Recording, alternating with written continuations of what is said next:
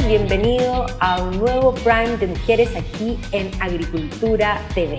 Y hoy día estamos al cierre, por día de cierre de la convención, y estamos con una gran amiga, primero, convencional por el distrito 17, Bárbara Rebolledo. ¿Cómo estás, Barbarita? Bienvenida a nuestro programa de mujeres. Aquí sí, qué maravilla.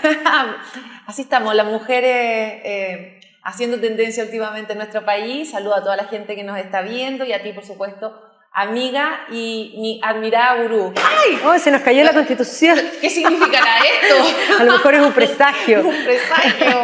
Probablemente es algo como que se refiere a su contenido, se cae solo. Se cae solo, sí. Es insostenible. Insostenible. Sí. ¿Cómo fue? Yo creo que es importante hoy día mirar hacia atrás y mirar todo el proceso. Yo recuerdo que nosotros tuvimos una conversación, no aquí en Agricultura, pero sí en mi programa Contexto, y conversamos con, en ese entonces, Esperanza. Sí. ¿Cómo fue tu proceso? Porque tú entraste con una actitud y yo creo que terminaste con otra, todos te vimos. Sí, evidentemente hubo un antes y un después, y te puedo decir el día en que yo dije esto no va más. Claro, la esperanza que yo tenía, y soy de esas personas que tienen, esperanza se llama la mayor de mis hijas, entonces soy una amante del concepto de la esperanza. Creo que, como dice el dicho, es lo último que se pierde, y creía que este proceso nos iba a ayudar básicamente a terminar ¿con qué? Con esta división que existe en nuestro país, en nuestra sociedad, marcada por el 11 de septiembre del 73, por un país que quedó dividido, ¿no? Entre lo que fue la dictadura en nuestro país. Entonces, evidentemente, terminar con eso que ocurrió hace 50 años, sí. y con lo que finalmente lo que iba quedando de ese periodo era, bueno, la Constitución escrita en dictadura. Entonces yo decía, bueno, ahora se está dando todo, va a ser una Constitución escrita en democracia, en que se supone que van a existir todas las miradas propias de la democracia, va a haber un afán de integrar los distintos grupos que hoy día existen en la sociedad, una sociedad chilena muy diversa, en donde ya no somos solo izquierdas y derechas, no, en donde ha habido un matiz. Y creo que lamentablemente eso no pasó. Y ahí viene esta desilusión, donde esta esperanza se, digamos, aguó, y tú dices, quise entrar, conversar, tender puentes, construir, desde esta mirada, ¿no? Desde los que defendemos la libertad, de los que amamos la patria, desde los que creemos en la igualdad social, pero que la igualdad social tiene que ir acompañada de un desarrollo económico, sí. Obviamente, porque si no es una promesa vacía. Y creo que eso no pudo ser. ¿Se farrearon la oportunidad? No solo nos farreamos la oportunidad, hicimos, yo creo que realmente loco, fue un proceso muy fallido, donde no hubo mea culpa, donde no hubo capacidad de cambiar, a pesar de que la gente te lo estaba pidiendo. Nosotros ingresamos con un proceso democrático desde el inicio, cuando un 78% de la población te dice, sí, quiero cambiar la Constitución, ¿ok? Luego de eso, nosotros tenemos un 4 de julio del año 2021 absolutamente nefasto, donde se prohíbe cantar la canción nacional. Unos niños se quedaron, mira, al borde de las lágrimas, porque se interrumpió algo que es tan propio de nuestra nación, que es gritar el himno nacional. Yo he tenido la oportunidad de estar en 2 mundiales de fútbol, afuera evidentemente, y creo que no olvidaré, mira, lo recuerdo y se me vuelven a parar los pelos, cuando la gente grita nuestro himno nacional. O sea, somos de los pocos países, somos noticia mundial, porque Chile terminan los minutos del canto del himno nacional y el chileno sigue cantando. Y que eso no lo hayamos podido hacer en el primer acto súper republicano, súper democrático, que daba inicio a un proceso constitucional, a una asamblea, como les gusta decirlo, creo que ya partimos con el pie izquierdo y no recapacitamos en el camino, que fue lo peor. La pregunta es, ¿partieron con el pie izquierdo o partieron absolutamente tirados hacia la izquierda? Porque creo que ese 80-20 envalentonó a algunos que habían logrado una mayoría circunstancial usando una serie de mecanismos que no muestran la realidad de la representación, y teniendo eso, yo creo que decidieron pasar máquina. Evidentemente, partimos con el pie izquierdo y caminamos hacia la izquierda para ser más justa, en honor a lo que tú dices. Y claro, acá hay una mayoría que planteó una reforma constitucional, pero los 155 iniciales que fuimos elegidos, porque terminamos siendo 154, no representan y fueron una mayoría circunstancial. Evidentemente, respondió a un castigo que le hizo el ciudadano a los partidos políticos, quiso votar por aquellos que eran independientes, pero sin saber quién estaba detrás de esa independencia. Lo bueno de los partidos políticos es que nosotros sabemos más o menos para dónde va la micro, para dónde piensa y qué es lo que defendería cada una de las personas que forman parte o van bajo la alero de un partido político, ¿cierto? Sí. O sea, yo sé lo que piensa más o menos un socialista, un DC, un UDI y así sucesivamente en el espectro del partido político, de la división política que tenemos hoy día. Cuando tú votas por un independiente sin partido, sujeto a un movimiento o a una agrupación de movimientos sociales, o sea, tienes que de verdad hacer una investigación muy exhaustiva como votante para saber quién está detrás de ese movimiento. Y esa desilusión finalmente fue la que se plasmó luego del 4 de julio de hace un año, del 2021, en que los que votaron por uno no sabían que no les gustaba cantar el himno nacional, no sabían que querían refundar Chile. Es decir, detrás de un principio, a lo mejor, viva la ecología, defendamos, ¿cierto?, la naturaleza, habían otras cosas que el votante desconocía de su candidato.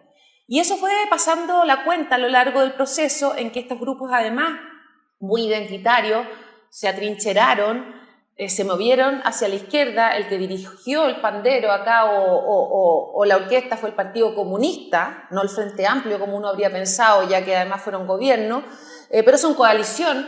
Muchas veces el Partido Comunista votaba distinto al Frente Amplio, entonces tú veías también que había una lucha de poder al interior. Y donde finalmente el Partido Socialista pasó a ser la bisagra, para donde se movía el Partido Socialista se inclinaban los 2/3 y los pueblos originarios estuvieron siempre bajo la dirección del Partido Comunista.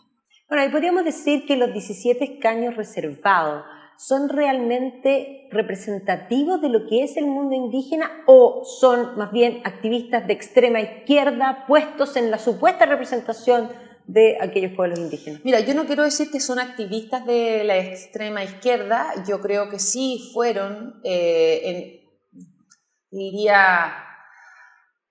abrazados por esta izquierda muy radical y porque los necesitaban para ir logrando los 2/3.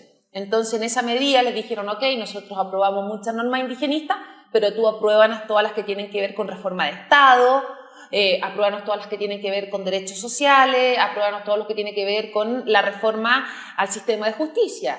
Y es ahí donde el gallito también dice, ok, nosotros somos 17 votos, pero ayúdanos tú también a tener nuestro propio sistema de justicia. O sea, podríamos decir que el resultado de una constitución indigenista que muchos plantean es el pago por los votos por los otros cambios. Yo creo que sí. Y fíjate que yo hice la advertencia al poco andar y les dije a algunos integrantes de los pueblos originarios, les dije, ojo, ustedes están siendo usados aquí al interior. Y lo que no saben es que el costo lo van a pagar ustedes, porque la división que están generando en Chile de chilenos indígenas y chilenos no indígenas, le va a pasar la cuenta a los chilenos indígenas. Porque si bien nosotros hoy día conocemos un conflicto de carácter étnico que está en la macrozona sur, como les gusta decir, ¿cierto? Mal llamada Gualmapu para otros, bueno, es ahí en la Araucanía donde nosotros vemos un conflicto, pero que tiene que ver con algo súper particular, que son las tierras. La convivencia entre la gente de la Araucanía y los pueblos originarios, aquellos que además no se sienten representados por, en este caso, mapuches, porque, por ejemplo, habían al interior de la convención. Claro. Si el mejor ejemplo es que en la consulta de los pueblos originarios, que necesitábamos hacer de acuerdo al convenio 169, al interior de la convención participó el 0,3% de la población de los pueblos originarios. El 0,3%, ni siquiera el 1%. Se destinaron semanas y tiempo a esta consulta ciudadana y no hubo participación. O sea, los mismos pueblos originarios desconocen el trabajo de aquellos que estaban al interior de la convención. O esos que decían representarlos no fueron capaces de llegar. De convocar. Y convocar. Entonces, acá hay un análisis que uno debe hacer. Para mí, sí fueron tomados por los grupos de izquierda. Hay mapuches importantes. Caifal, por ejemplo, que Richard Caifal, que ha dicho, nosotros no apoyamos esta constitución porque de verdad nos divide y nosotros no queremos estar divididos, nosotros queremos estar integrados a Chile con los reconocimientos que nos merecemos. Y eso me parece absolutamente válido. Y yo creo que es hacia allá donde tenía que ir esta cosa. Entonces hoy día vamos a tener problemas que todo el chileno empieza a darse cuenta que los pueblos originarios pasaron máquina y todos los chilenos están molestos por esta división. Entonces saltamos del sartén a las brasas, como decimos en el campo, porque finalmente en vez de resolver el problema indígena, aumentamos y generamos un nuevo problema o conflicto entre chilenos indígenas y no indígenas. Yo lo advertí en la convención y les dije, ¿qué es plurinacionalidad? Defínanla para que podamos votarla a favor. Claro, y ahí aparecieron algunos convencionales, entre ellos el propio Fernando Atria, planteando que era un término en desarrollo. A mí me pareció algo tan mágico, porque es una respuesta, es una buena respuesta, no podemos decir otra cosa, pero es una respuesta que confunde porque ciertamente no define y no aclara. Pero es que eso de no definir y no aclarar fue algo que... primó. Todo el rato, Magdalena, todo el rato. O sea, yo estaba en la comisión donde había que resolver el tema de las tierras, ¿no? De los territorios, en derechos fundamentales. Nosotros hablamos de propiedad. Esto nace a partir de la discusión de propiedad, ¿no? Entonces, quedó en que la propiedad indígena goza de especial protección, pero la de los chilenos no indígenas no goza de especial protección. O sea, la frase especial protección, ¿qué significa? Vamos a agua. Ellos no van a tener problemas con las aguas. Sí. Los demás van a perder in actum. Una vez que se apruebe este texto constitucional, van a perder sus derechos de agua. Solamente va a haber un plazo para tratar de inscribir lo que ya tienes para ver en el fondo cómo va a ser esta nueva regulación a partir de, ya se acaba la dirección de aguas y comienza a regir una nueva organización que va a dar los permisos. A dar los permisos, va a depender del gobierno de turno, del muñequeo político del momento. Entonces, ahí hay una cosa bien importante, porque tú planteas va a depender del gobierno de turno y del muñequeo político. Y esto respecto a las aguas, no es solo respecto a las aguas, es respecto a muchas cosas, porque ayer estábamos conversando en un programa respecto al derecho de propiedad, que el mismo presidente dijo, vamos a cambiar el sueño de la casa propia por un derecho a la vivienda digna. Que no es lo cambio mismo. De paradigma, dijo. Es un cambio de paradigma que implica que ya no se le va a entregar en propiedad las viviendas sociales a las personas para que las puedan heredar, porque hay un punto también que tiene que ver con no solo la propiedad tiene que tener el uso, el goce y la disposición. Si no tiene la disposición, el goce implica solo la tenencia, que es el gran punto, porque muchos plantean esto es jurídico. No, esto es real, o sea, no va a haber propiedad. Entonces, va a haber arrendatarios. ¿A quién? Como dato, finalmente. Como dato, pero al Estado. Y ahí viene. El Estado, si tú le caes bien, te otorga los derechos de agua. El Estado, si tú le caes bien, te entrega la casa. Pero si el Estado tú le caes mal, ¿no te entrega nada? Exactamente.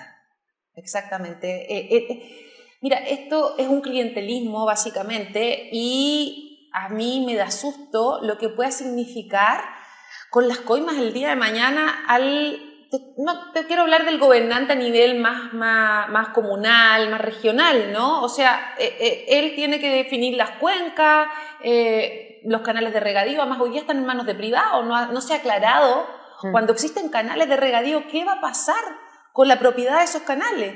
¿Eso va a ser expropiado por parte del Estado? Eso implica que tiene que ser pagado, ¿ya? Que significaría que tendría que estar pagado al justo precio. Al justo precio, que claro. Lo va a determinar el Estado, me imagino, o el político de turno, o el juez de turno, ¿ya? O bien esto simplemente va a ser, no necesariamente, digamos, expropiado, sino que apropiado, porque cuando es apropiado no hay un pago. Sí. La expropiación, por eso yo te dice, nosotros no vamos a expropiar los fondos, no, porque tendrían que pagarlo para expropiarte los fondos de pensiones. Pero apropiarse los fondos de pensiones es otra cosa. Claro. Entonces, esa semántica es súper delicada. Y cuando te dicen lea el borrador, claro, es poesía pura esto, lleno de conceptos adjetivos, el festival del adjetivo, ¿ah? Y en la práctica, solo cuando ya has entendido la implicancia jurídica que tienen los términos, tú puedes decir, wow, la diferencia entre expropiación y apropiación, pero es que es tremenda, porque en una te pagan y en la otra no. O sea, o te pagan, en este caso te van a pagar al justo precio, que no es el daño patrimonial efectivamente causado. Y el tema del agua es súper delicado, porque hay gente que compró terrenos con derechos de agua, por lo tanto ese terreno le costó más caro. Al sacarte los derechos de agua, baja de precio automáticamente, pero tú adquiriste un crédito con el banco por esa suma inicial que incluía derechos de agua. Sí. Es más, puede que hayas hipotecado esos derechos de agua. Sí. Y que los estés pagando en el banco. Y tú ya los pierdes hoy día automáticamente. Bueno, ahí hay una cosa bien importante porque ciertamente esto que tú estás planteando para llevarlo a términos fáciles para que todos los auditores en el fondo hagan la bajada. Hay muchos pequeños agricultores que para poder conseguir un crédito hipotecaron precisamente el valor del derecho de agua. Entonces, pensemos que aquí en los grandes y los pequeños, los grandes tenían también los derechos de agua, pero claro, se los quitaron como prenda porque ya no son de ellos, pero pueden poner otra cosa. Sí. Pero, ¿qué pasa con el pequeño? El pequeño probablemente no tiene ninguna otra cosa. Por lo tanto, vamos a dejar sin crédito a un montón de agricultores que además, agreguemos el otro componente más importante, si tú ya no tienes el derecho de agua y puede que el funcionario público te los dé o no te los dé. O no te los dé. Si no te los da, bueno, no puedes plantar, porque ¿cómo vas a plantar si no sabes si vas a poder regar? Por lo tanto, hay que pensar que podría venir incluso una crisis agroalimentaria. O sea, yo no es que crea que va a venir, yo estoy segura que viene una crisis alimentaria tremenda y que no fue dimensionada al interior de la convención, porque acá nunca primó la economía para tomar decisiones, un estudio técnico para tomar decisiones. Magdalena, en la Comisión de Derechos Fundamentales, las decisiones de salud, de educación, de agua, las tomamos en 13 minutos promedio por cada uno. Discutimos, y digo discutimos comillas, porque acá no había un te digo, tú me respondes y te vuelvo a decir y te doy un argumento y tú te haces cargo del argumento o llamo a un experto. Nosotros tomamos la decisión de lo que iba a suceder en aguas, lo que competía a derechos fundamentales, porque también se trataba en la Comisión de Derechos de la Naturaleza y Economía, pero en esta comisión en particular, sin recibir a ni un experto. ¿Tú crees que fue algún canalista? Alguien que explicara que ellos construyeron canales y que por lo tanto hoy día tienen el control o son dueños, alguna en las regiones donde hay embalses y esos embalses deben liberar agua para generar electricidad, para llenar los canales, algún agricultor pequeño que tenga 5 hectáreas y que tiene hipotecados sus derechos de agua, como dices tú, y que hoy día los pierde, y al bajar el precio, pues se endeudó por 20, te invento, por 20 millones con el banco. Al bajarle no tener derechos de agua, ese terreno vale 10, automáticamente valen esas 5 hectáreas 10 porque te sirven solo para poner una casa, pero para no plantar nada. Entonces, nadie se hizo cargo de eso. No, aquí lo importante era que los derechos de agua, que yo comparto, son un derecho humano, evidentemente, que hay que priorizar el consumo humano, por supuesto, también lo comparto, pero esto se debe hacer paulatinamente, con un trabajo. Se cayó la transitoria que regulaba el salto de la actual regulación de aguas al nuevo. Entonces, es inmediato. Es inmediato, el 5 de septiembre. Mi papá es agricultor, tú sabes, yo soy del campo. Gorda, planto tomate, ¿para qué? Si no sabes si los vas a regar. ¿Para qué? O sea, y yo te estoy diciendo, y yo vivo en un lugar donde no hay APB, ahora se están trabajando para hacerlo APB, en mi casa existe noria, como en gran parte de los lugares del campo. Entonces tú dependes del agua, de las napas y de tantas otras cosas.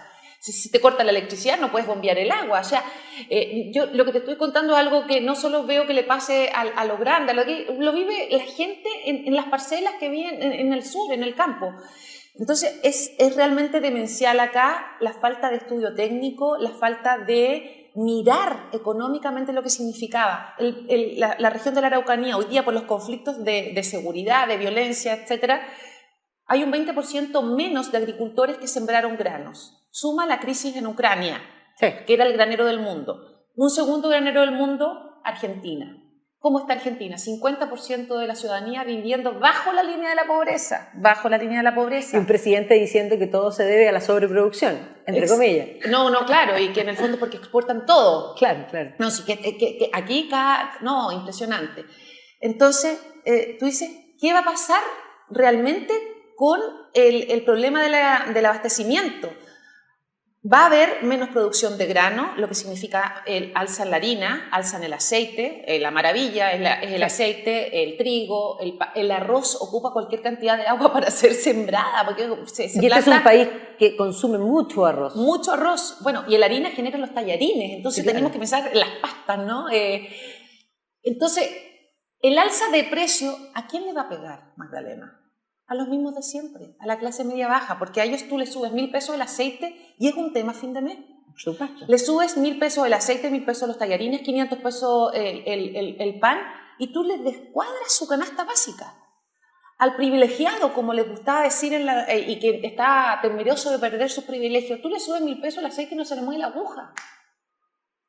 Le da, comillas, con el dolor de mi alma te tengo que decir que prácticamente lo mismo. Sí, le va a subir su cuenta 50.000 pesos a fin de mes en el supermercado, pero no le gravita. Si a una persona que tiene un sueldo mínimo, yo le subo 50.000 pesos la cuenta del supermercado, de almacén, de feria, yo lo dejo con 50.000 pesos menos en el invierno para calefaccionarse. Sí, claro. Entonces, las decisiones mal tomadas acá, al que le van a pegar es ¿a quién? A la persona de más escasos recursos, a la clase media baja. No, sin lugar a dudas. Hay una cosa que tú recién dijiste que me parece que es importante ahondar. Tú planteaste que no se había tomado en cuenta a los técnicos, pero yo diría que no solamente a los técnicos en términos económicos y de agricultura, como tú bien lo estás planteando, de los distintos ámbitos que se estaban legislando, pero además me pareciera a mí, y un poco tú estuviste adentro, pero mirado desde afuera, que la preparación de todos aquellos que participaron de la convención es bastante escasa, por decir muy poca, pero ellos estaban haciendo un texto jurídico que es de extrema importancia y que implica una complejidad jurídica, pero además que compete a cosas económicas. ¿Tú crees que precisamente esa falta de preparación, entendamos que hay varios de ellos que ni siquiera terminaron la enseñanza básica, pero están haciendo la Constitución de Chile, ¿tú crees que esto es algo sensato? Mira, es compleja la pregunta que me haces. ¿Por qué? Porque en un principio tú podías pensar que acá había mucha falta de conocimiento, pero a la falta de conocimiento había exceso de ideología. Sí, claro. Y aquí primó el exceso de ideología. Cuando hay falta de conocimiento es muy fácil que te moldeen la cabeza además y que te digan, no, esto está mal porque es un modelo implantado por la dictadura, porque es el neoliberalismo. Entonces yo le dije, ok, termina el neoliberalismo, ¿a dónde te firmo? Le decía, ¿a dónde lo firmo? ¿Y qué ponemos? No, bueno, ¿te molesta el capitalismo? Ya, terminemos con el capitalismo. ¿Dónde firmo? Le decía yo. ¿Qué ponemos? ¿Cómo lo hacemos? ¿Cuál sería el sistema? Si no es capitalista, ¿cuál sería? ¿Un sistema comunista? Porque aquí esto lo dirige el Partido Comunismo. Porque si tú me das un ejemplo de donde haya funcionado, Sí. no solo el modelo social, impuesto que viene de Marx, no, sí, sino que el modelo económico, porque son dos cosas que van a la par, ¿no? Una cosa es cómo entendemos esta sociedad y cómo lo entendemos desde el punto de vista económico. Si bien se juntan. ¿Qué ponemos? ¿Qué hacemos? Dame un ejemplo donde haya funcionado el comunismo. No, bueno, habría que hacer una especie de capitalismo a la chilena. Ya, si tú quieres que yo escriba en un texto que tiene que ayudarnos a navegar por 40 años mínimo, un capitalismo a la chilena que no está definido, que no sabemos en qué consiste, cómo funciona, que es un experimento. Acá, en un minuto yo dije, hagamos cambios, pero no experimentos, y esto es un nivel de experimentación. Porque había que eliminar un sistema neoliberal, ¿cierto? Que lo mismo dice el presidente Boric. ¿A cambio de qué? ¿Poniendo qué? ¿Cómo funcionaría? ¿Cuál es tu propuesta? No, que somos un Estado social ahora. Un Estado social de derecho social. Perfecto, te lo firmo, le decía yo. Pero ¿cómo se subvenciona este tipo de Estado? ¿Cómo se paga? O sea, tú dirías que aquí, aparte de primar, o sea, porque primó la ideología, ¿le faltó realidad? Le faltó una cantidad de realidad. Sí. Es que cuando yo, a esas personas que, te juro, esta conversación fue real. Ok, ¿dónde te firmó la eliminación del capitalismo? Pero ¿qué ponemos a cambio? No tenían respuesta. Entonces yo decía, ¿cuál es el afán de sacar algo, de destruirlo, de eliminarlo, cuando el capitalismo opera en el 99% de los países del mundo? Hasta la China comunista es tremendamente capitalista en algunos aspectos. Pues.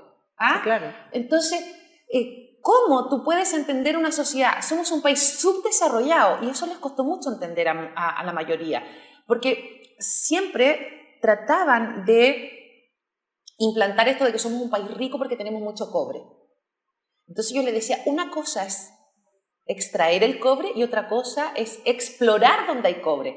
Y nosotros en nuestro país no tenemos la capacidad económica para explorar. ¿Qué significa explorar? Que yo veo un pedazo de tierra en el norte del país y digo, aquí debería haber cobre, hay unos sensores que dicen que puede haber cobre, vamos haciendo hoyito y vamos haciendo pagando. hoyito. Pero para hacer ese hoyito hay que traer unas grúas gigantes con unas especies de taladros que muelen la roca, luego hay que ver la pureza. ¿Cuánto vale? ¿Cuánto cuesta? Eso cuesta, o sea, para los expertos, no sé si el 50% del precio total que termina teniendo el cobre. ¿Te fijas? Y nosotros, como no podemos, como Estado, decir pica acá, pica allá, le decimos a un extranjero o a una multinacional ponte tú o a la una plata, minera, y después me pon tú pagáis la los plata impuestos. y después me pagáis los impuestos, nos vamos aquí, nos hacemos la repartija. Pero yo no tengo como Estado plata para salir a perder, porque muchas veces se explora y se busca en un lugar donde no hay cobre, donde no termina habiendo una buena pureza y por lo tanto es viable de ser extraído. Eso tampoco lo entendían. Entonces aquí nos jugó el tiempo en contra, el exceso de ideología y tal vez la falta de conocimiento puede haber servido para que estas cabecitas algunas fueran muy refundadas también. ¿Ah? Quiero decir que todos tenían asesores, que todos trabajaron mucho. Yo no soy nadie para decir que aquí la falta de preparación finalmente primó en el texto malo. Yo creo que aquí lo que Primó fue la ideología. Fue un exceso de ideología y tal vez de falta de conocimiento del daño que las ideologías radicales le han hecho a la sociedad en el mundo. Sí. En el mundo. Y yo no puedo entender que todavía hay gente que defienda a Marx. Y otra cosa que sí hubo al interior de la Convención, Magdalena, y que tal vez era lo que a mí más me dolió, y que tiene que ver con esto que tú decías de esta Bárbara, que al principio era de una manera y terminó siendo de otra, que me hago cargo que es cierto, pasa por esta defensa de Marx y de la lucha de clase. Allá adentro era, te divido por una lucha de clase. Había gente de un sector más de derecha que decía, oye, soy hija de agricultor, soy hija de un pescador. ¿Eso me hace privilegiada, millonaria, pro empresariado? No, yo lo que defiendo es la libertad. No, lo que yo defiendo acá es que tengo una patria maravillosa y que yo debo seguir cuidando y que debo impedir que ingresen acá estos movimientos izquierdistas que vemos que se están apoderando de toda la región. Lo estamos viendo hoy día ya entrando en Colombia, lo tenemos en Venezuela, lo tenemos en Perú, lo tenemos en Bolivia. Entonces, ¿ustedes quieren que seamos esos países? Si es que lo que estamos haciendo es copiando la Constitución de Bolivia, la de Venezuela y la de Colombia. Y eso es tremendo. Eso es tremendo. Pregunta, ahora en este minuto ya tenemos el borrador entregado, empastado, no en tantas cantidades, parece que entregaron unos pocos, ¿no es cierto? Pero ya está circulando por todas partes. ¿Ahora qué se viene? Porque ciertamente lo que yo más escucho es que unos quieren aprobar para reformar, cosa que es difícil y parece imposible. No, hablemos como amiga ahora, ¿no te parece impresionantemente ridículo? No, por eso, a mí lo que me parece es que unos quieren aprobar para reformar y los otros quieren rechazar para reformar. Lo claro está que el consenso considera que este texto es pésimo. No, pero es que alguien que quiera aprobar partiendo de la base que es malo, pero solo porque hay que aprobar. En vez de decir, hagámoslo de nuevo, no resultó, qué mal, hagámonos cargo, pero apruébalo solo para que sentir que ganó el apruebo y después lo cambiamos. Claro. Entonces, imagínate tú después la discusión, porque tú puedes aprobar para cambiar y puedes volver a cambiarlo en un 100%. Yo digo, ¿sabes qué? Recházalo de entrada. Y hagámoslo nuevo. Y hagámoslo de nuevo, pero hagámoslo bien. Hagámoslo con expertos económicos, con historiadores. Acá se necesita una mirada integral de lo que está pasando en el mundo, con cientistas políticos que también te ayuden a decir, ¿sabéis qué? Esto está pasando acá, necesitamos integrar estas realidades, porque finalmente una cosa es lo judicial, una cosa es lo legislativo, una cosa es la gobernanza de un país, pero tenemos que mirar la economía mundial. Por supuesto. Y por lo menos para hacer el tránsito entre la del 80 y diciendo que pero tenemos que estar mirando los números en el mundo. Porque pretender porque somos un Estado social de derecho, el día de mañana yo tengo garantizado. Sí. O sea, imagínate que acá tenemos garantizado una cantidad de derechos que yo voy a salir a alegarlo el día de mañana. Estoy reventada, muerta, cansancio, no tengo vacaciones hace 3 años, entre un estudio y otro, y más encima de las campañas de la convención. Voy a salir a alegar por el derecho al ocio, pero al tiro. O sea, demando al Estado porque no he ociado lo suficiente. Esa palabra hay que aplicarla. Ociado. Un nuevo verbo. Un nuevo verbo. Me parece aplícalo. Fantástico. Entonces, bueno, pero vamos ahora entonces a trabajar primero para rechazar porque esto quedó mal. Quedó y mal. segundo, para hacerlo de nuevo y hacerlo bien. Hay que hacerlo de nuevo y hay que hacerlo bien. Hay que hacerlo bien. Y eliminando ese concepto de que, oye, acá se cambiaron cosas que no eran necesarias de cambiar. Muchas normas que no son de la Constitución del 80. Son cosas que nosotros venimos arrastrando desde la Constitución del 33, del 25. Definiciones tan importantes que las tenemos desde 1818, 22, no sé, te fijas, de nuestro país. Entonces, acá tiene que haber un reconocimiento a los pueblos originarios, pero que eso no nos signifique una división nacional en que la gente que ve ahora a una persona vestida de mapuche en la calle la mire con recelo, porque eso antes no pasaba. O sea, nosotros que somos amantes de la historia miramos con orgullo y hemos estudiado con orgullo nuestros pueblos originarios, ¿cierto? Y somos conocedores de la cultura que nosotros hemos tenido acá, de las culturas maya, inca, azteca, y reconocemos el aporte a América de las culturas precolombinas. Pero el tener ahora que decir, si eres de ellos tienes esto y si no eres de ellos no tienes esto. O sea, más bien, el trasladar la lucha de clase a la situación indígena chileno es algo que ellos no se merecen. Ellos no se lo merecen porque estamos haciendo una lucha de clases étnica. Exactamente. Y creo que Barbarita, Marx nos quedó chico acá. No sé cuál es el... Bueno, García Linera ahora sería el ideólogo, el nuevo Marx del siglo XXI. Del siglo XXI. Barbarita, te agradezco. Creo que hay mucho todavía camino por hacer de aquí a septiembre, así que el país se merece más. Así que vamos por, como tú bien lo planteas, por hacerla de nuevo y hacerla bien. Hacerla bien, eso es lo que necesitamos. Sobre todo, desmitificar acá.